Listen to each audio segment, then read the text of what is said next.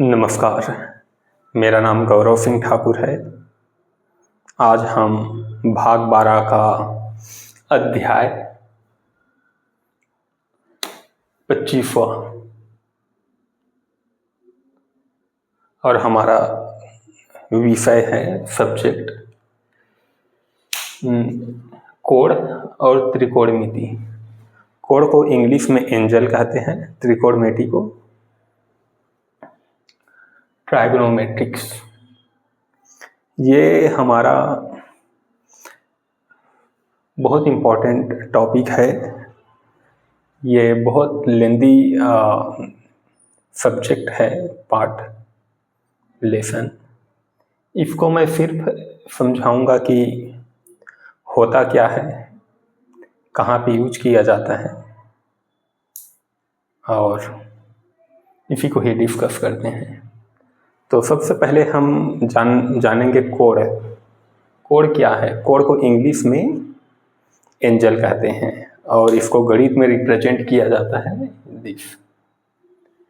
दो रेखाओं या सतहों के बीच का स्थान जो एक सामान्य बिंदु पर प्रतिच्छेद करता है। जैसा कि क्या बोला है, दो रेखाओं या सतहों के बीच का स्थान, एक रेखा दो, ये बीच का स्थान है, इसको कोण कहते हैं। कितना है ये? 90%, 90 डिग्री। एक बार और समझते हैं। दो रेखाओं या सतहों के बीच का स्थान जो एक सामान्य बिंदु पर प्रतिच्छेद करता है, इसे कोण कहते हैं। The space between two line और surface that intersect a common point that is called angle. Now कोण के प्रकार, टाइप ऑफ एंजल्स। बेसिकली कोण को 3 अलग अलग विधि से मापा जाता है। पहला है षष्टिक माप, इसको इंग्लिश में सेक्साडिजिमल कोण कहते हैं।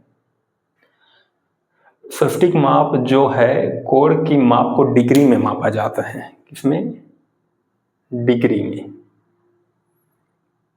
और इसको षष्टिक माप कहते हैं। जैसा कि एक समकोण को कितना डिग्री रहेगा? 90 डिग्री।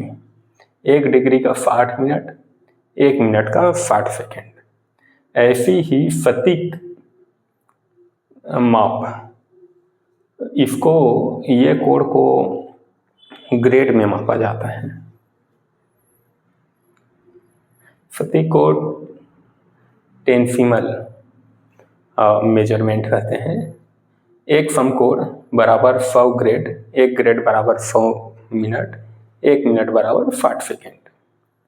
ऐसे ही एक और है हमारा वृत्तीय माप, इसको सर्कुलर मेजर कहते हैं। किसको मापने के लिए? कोण को। कोणों की माप को रेडियन में लिखा जाता है।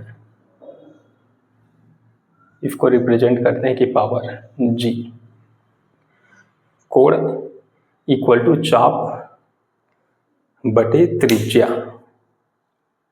तो हम अभी समझ गए हैं कि कोण क्या है, कोण के प्रकार, और जो कोण मापने की विधि, 3 विधि है। एक पहला है डिग्री का, दूसरा है रेडियन का, तीसरा है ग्रेड का। ग्रेड के माध्यम से किसको मापते हैं? कोण को। अब हम कोण समझ गए हैं, तो एक बहुत बढ़िया टॉपिक है, यह है हमारा त्रिकोणमिति। त्रिकोणमिति को इंग्लिश में ट्राइगोनोमेट्रिक कहते हैं। त्रिकोणमिति गणित की एक शाखा है जो त्रिभुजों के कोणों और भुजाओं की लंबाई के बीच संबंधों से संबंधित है। जैसा कि हमारा त्रिभुज है, किसी का लंबाई बड़े होगा, किसी का चौड़ाई, किसी का आधार। अगर ये सब की लंबाई को रिप्रेजेंट करता है, तो एक हमारे एक डायग्राम है, इसी के माध्यम से समझते हैं। त्रिभुज, 1 भुजा, 2 भुजा, 3 भुजा। सभी भुजा का ये हमारा 90 डिग्री है। ये बेस है, ये लंबाई, ये कर्ण मतलब डेप्थ। तो आधार को हम लोग बेस कहते हैं इंग्लिश में, लंबाई को परपेंडिकुलर और कर्ण को हाइपोटेन्स। ये बहुत इंपॉर्टेंट है, किसको क्या बोला जाता है। एक हम 3 रेखा खींचे हैं। पहला है एम, दूसरा है पी, तीसरा है ओ। तो इसमें एक हमारा कॉन्सेप्ट आता है साइन थीटा टेंस। क्या यूज है? लास्ट टॉपिक में आप सभी से डिस्कस किया था, इस टाइप का जो एक्टिविटी है वो हमारा जो साइंटिस्ट है, इंजीनियर है, फिजिक्स और केमिस्ट्री, भूगोल विज्ञान, इसमें अधिकतर यूज होता है। हमें इसको समझना है कि एक्चुअल में है क्या। तो sine theta equal to p by h. P क्या है? परपेंडिकुलर। परपेंडिकुलर को हिंदी में लंब कहते हैं। एच क्या है? कर्ण। कर्ण को हाइपोटेन्स, मतलब लंब बटे कर्ण, इसका साइन थीटा। कॉस थीटा का क्या है? बी, मतलब बेस, मतलब कर्ण, आधार बटे कर्ण। टेन थीटा का क्या है? पी। पी मतलब परपेंडिकुलर, लंब, लंब बटे आधार। यहाँ तक किसी को कोई दिक्कत?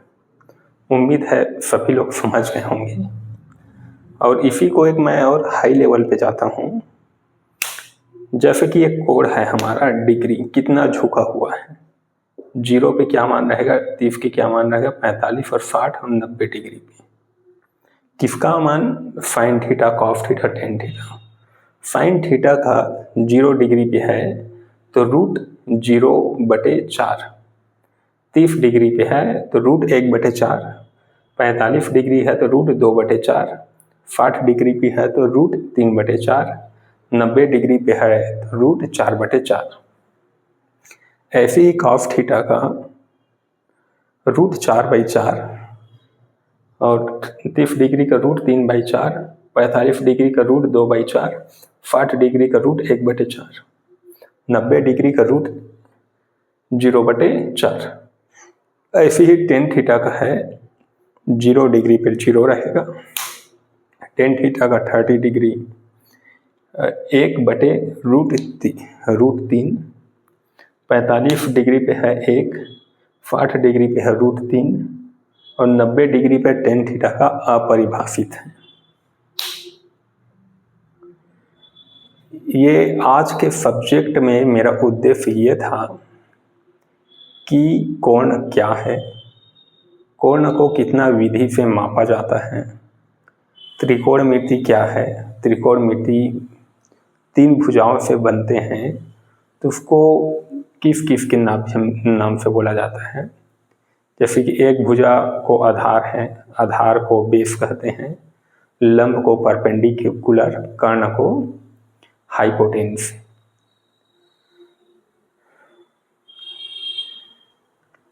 रही बात क्वेश्चन आंसर, ये सबको मैं बाद में बताऊंगा जब मैं एप्टीट्यूड और रीजनिंग के लिए रहेगा।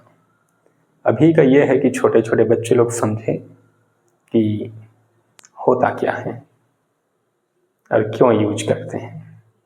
अगर हम कॉन्सेप्ट क्लियर है, सूत्र मालूम है, तो कोई भी क्वेश्चन रहे उसे हल कर लेंगे। फिलहाल यहाँ तक उम्मीद है आप सभी को समझ आ गया होगा और इसका स्क्रीनशॉट ले लेना।